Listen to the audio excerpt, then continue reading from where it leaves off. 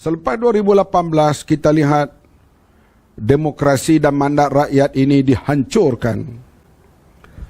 Oleh itu, anak-anak muda, sama ada adik-adik atau anak-anak saya, semua kamu ini janganlah kamu give up. Kalau kami telah membina, terlibat dalam berbagai himpunan, wujudkan bersih dan sebagainya sehingga mendapat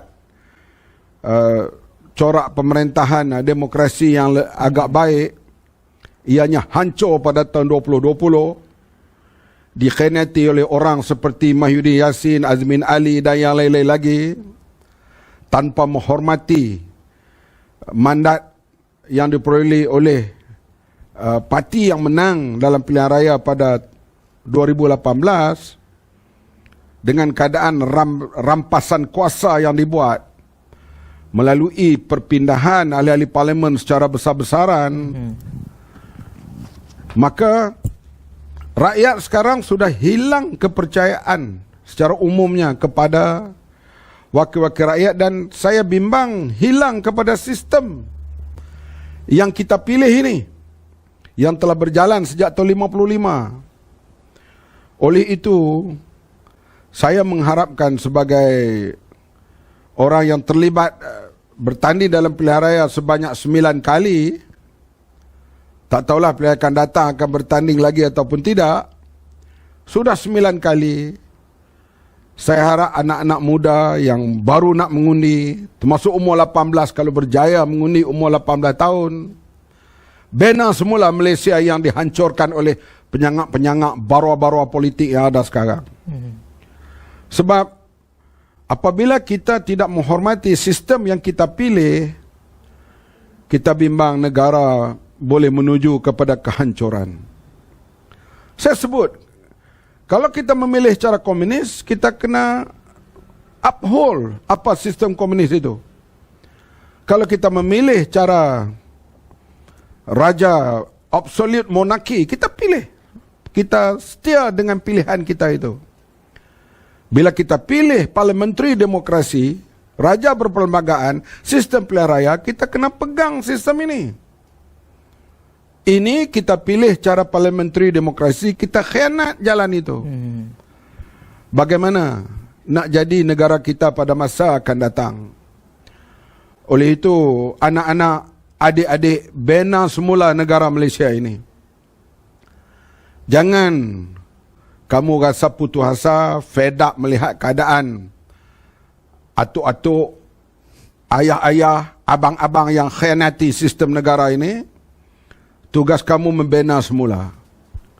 Sebab memanglah negara ini dia berlaku tribulasi, selalunya berlaku satu perubahan, dan anak-anak muda akan terus hidup di Malaysia ini.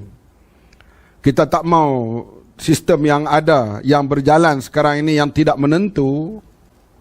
Bila rakyat tidak yakin lagi untuk keluar mengundi dan pilih wakil rakyat, maka sistem apa kita nak pilih pada masa hadapan? Zaman saya, kami usahakan, walaupun kita tahu waktu itu kalau pembangkang masuk pilihan raya hampir confirm kalah, kecualilah di beberapa tempat dalam bandar ataupun kawasan yang kuat, ya kawasan Melayu yang ramai betul, iaitu kita berkempen di pihak PAS, di Terengganu, Kelantan dan beberapa tempat di Kedah. Tapi kita lihat nak menang di tempat lain amat sukar. Di antaranya isu perkauman dan juga peluang untuk berkempen untuk mendampingi orang ramai.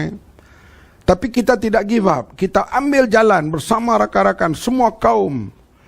Kita wujudkan berbagai-bagai badan NGO dan sebagainya. Akhirnya lahirnya bersih, menuntut keadilan dalam pilihan raya. Dan sekarang ianya hancur pada tahun 2020. Anak muda, jangan berputus asa, bina semula Malaysia. Bina semula masa depan negara. Bina semula keyakinan rakyat terhadap sistem demokrasi ini. Benci kepada wakil rakyat, saya sebut hari itu, bencilah tak apa, tapi jangan benci kepada sistem. Benci kepada orang yang khianati. benci kepada orang yang rasuah, benci kepada orang yang beli wakil-wakil rakyat. Tapi jangan kita benci kepada sistem sehingga kita menolak sistem pilihan raya itu.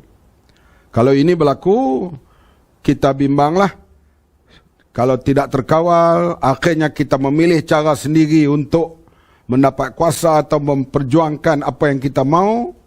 Kita bimbang jadi seperti negara-negara Latin Amerika, negara-negara Timur Tengah yang akhirnya membawa kacau bilau dan negara hancur. Sebab itulah saya merayulah pada anak-anak muda. Bina semula keyakinan. Negara Malaysia ni di tangan kamu. Untuk kamu bentuk semula. Nyahkan abang-abang pengkhianat ini. Karena sistem negara ini dikhianat dengan cara rampasan kuasa tidak melalui pilihan raya yang berlaku pada bulan Mac tahun 2020 yang lalu. Negara dibina tahun 55, hancur tahun 2020. Hancur dalam sistem yang dipilih oleh rakyat, sistem demokrasi ini.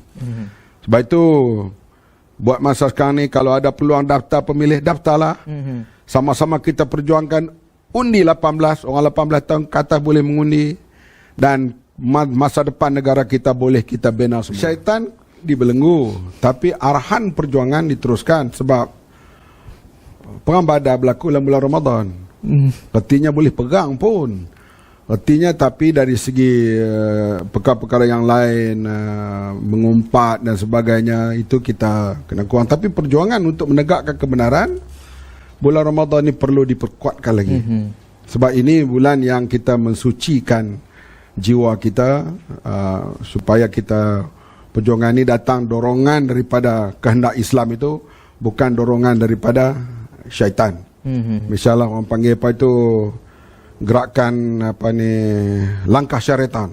Banyak orang panggil langkah syaitan. Itu langkah syaitan. Itu bukan langkah untuk membawa kebaikan kepada Malaysia, tapi didorong oleh nafsu nak memerintah, walaupun tidak diundi secara majoriti oleh rakyat, tidak diundi secara sistem. Jadi langkah-langkah syaitan itu kena elak lah.